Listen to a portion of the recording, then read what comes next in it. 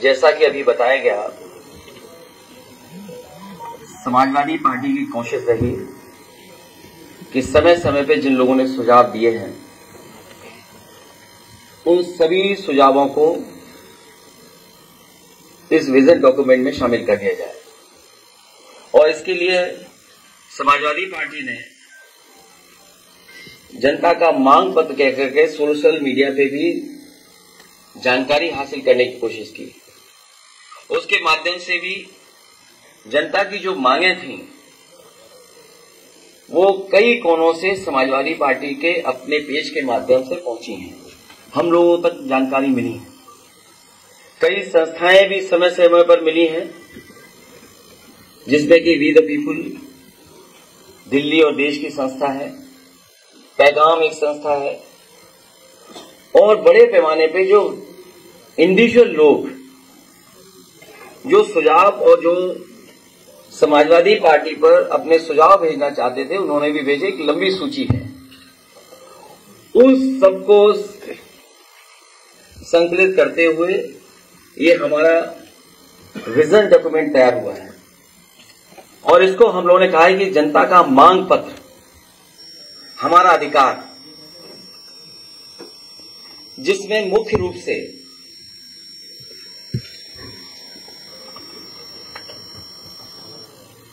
क्योंकि मैं बहुत डिटेल में नहीं जाऊंगा क्योंकि विजन डॉक्यूमेंट है, इसलिए जो मुख्य रूप से बातें रखी इसके अंदर,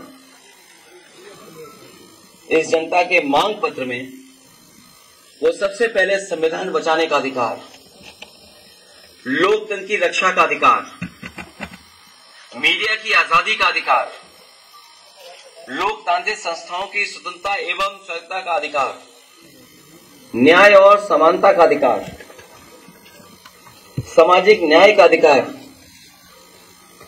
और जहां सामाजिक न्याय के अधिकार की जब हम बात करें तो वो देश के विकास के लिए जरूरी है, देश की खुशहाली के लिए जरूरी है, सबको साथ लेकर के चलने के लिए जरूरी है। और जब हम इंक्लूसिव डेवलपमेंट की बात करें तो सामाजिक न्याय के बिना इंक्लूसिव डेवलपमेंट कैसा है। इसलिए देश के विकास की धुरी है जाति जनगणना, जो जरूरी है। रोटी का अधिकार, महंगाई से निजात पाने का अधिकार, गरीबी से बाहर निकालने का अधिकार, सुरक्षित वातावरण में जीने का अधिकार, जातिवादी टिप्पणी से मुक्ति का अधिकार, गड्ढे मुक्त सड़कों पर चलने का अधिकार, 24 घंटे बिजली की आपूर्ति पाने का अधिकार, गरीब को भी उच्च श्रेणी की शिक्षा पाने का अधिकार हो, बेहतर स्वास्थ्य सेवा पाने का अधिकार, बेहतर सार्वजनिक परिवहन पाने का अधिकार, खेल प्रतिभाओं को निखारने के लिए आवश्यक संसाधन पाने का अधिकार, सुविधा से एफआईआर दर्ज कराने का अधिकार। और जहां सामाजिक न्याय की बात कही गई है वहीं ये विजन डॉक्यूमेंट इस बात को कहता है कि जाति जनगणना में देर नहीं होनी चाहिए। इसके लिए 2025 तक जाति आधारित जनगणना कराएंगे। इसके आधार पर 2029 तक सबको न्याय एवं हिस्सेदारी सुनिश्चित की जा सके। किसान कल्याण को लेकर के दुग्ध सहित सभी फसलों के लिए एमएसपी की गणना स्वामीनाथन फार्मूले के तहत हो, और जो फार्मूला दिया गया है C2 उसी के तहत किसानों को एमएसपी मिले। इसके अधिकार की बात ये विजन डॉक्यूमेंट करता है। इस देश के किसानों ने बहुत आंदोलन चलाया, पंजाब, हरियाणा, उत्तर प्रदेश या देश के कोने कोने से आए हुए किसानों ने समय समय पर सरकार से एमएसपी की मांग की, लेकिन सरकार ने हमेशा उन्हें अपने ताकत से वापस करने का काम किया। समाजवादी पार्टी इस बात को मानती है कि किसानों को एमएसपी दिया जाए, बिना एमएसपी के उनकी खुशहाली के रास्ते बनाना संभव नहीं है।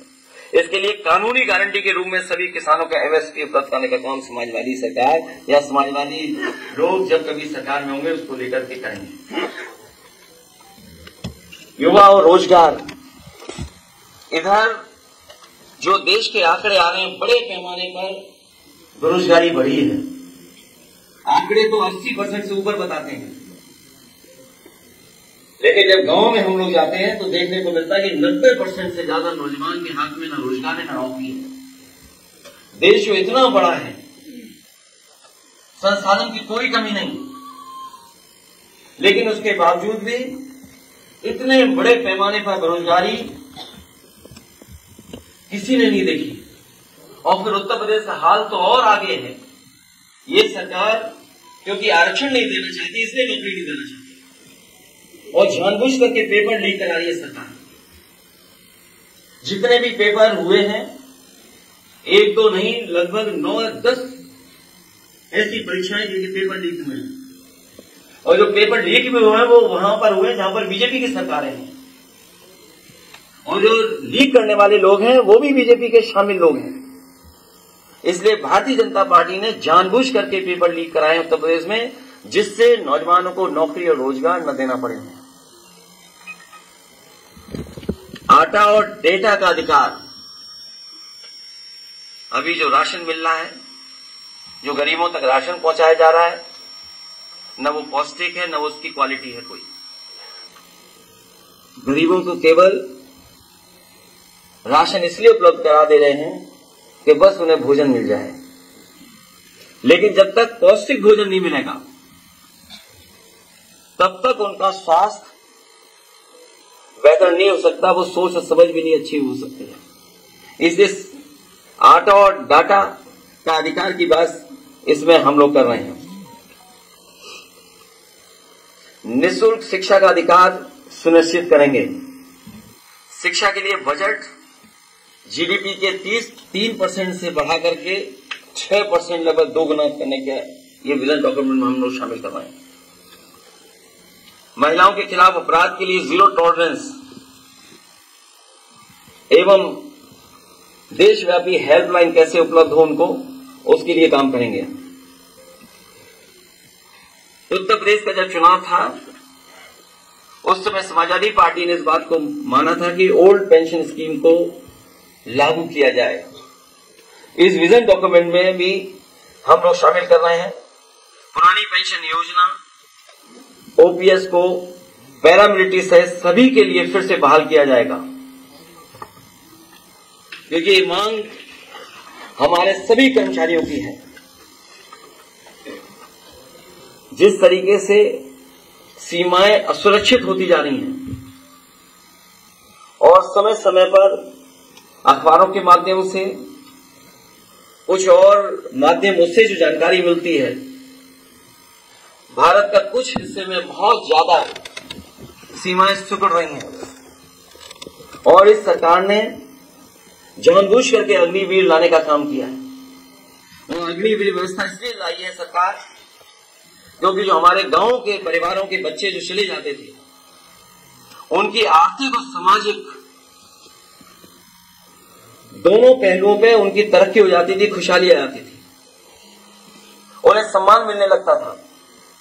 आर्थिक रूप से वो थोड़े बहुत खुशहाल हो जाते थे, उनकी अगली पीढ़ी अच्छा पढ़ लिख लेती थी, नौकरी अच्छी पा लेती थी। इसलिए जानबूझ करके कि गांव गरीब के बच्चे पढ़ ना पाए, आगे न बढ़ पाए, ये अग्निवीर व्यवस्था लाने का काम किया है। इस विजन डॉक्यूमेंट में समाजवादी पार्टी और हम सब का मानना है अग्निवीर नीति को समाप्त किया जाएगा। सशस्त्र बलों में नियमित भर्ती एक बार फिर से शुरू किए जाने का काम होगा।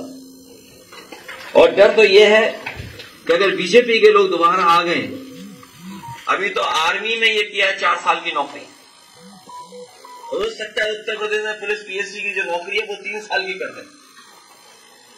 तो अभी तो अग्निवीर की है, इन्होंने फौज का किया है। हो सकता है उत्तर प्रदेश में भी ये व्यवस्था लागू कर दें कि जो पुलिस के लोग हैं इनको 3 साल की नौकरी है बस। इसलिए विजन डॉक्यूमेंट के साथ हम लोग जनता के बीच में जा रहे हैं। हमें उम्मीद है कि जनता हमारा समाजवादियों का और गठबंधन का समर्थन करेगी।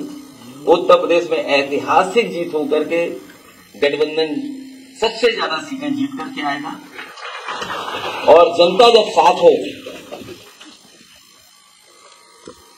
और जनता का ही विजन डॉक्यूमेंट हो तो सबसे ज्यादा सीटें समाजवादी पार्टी और गठबंधन जीतने जा रहा है।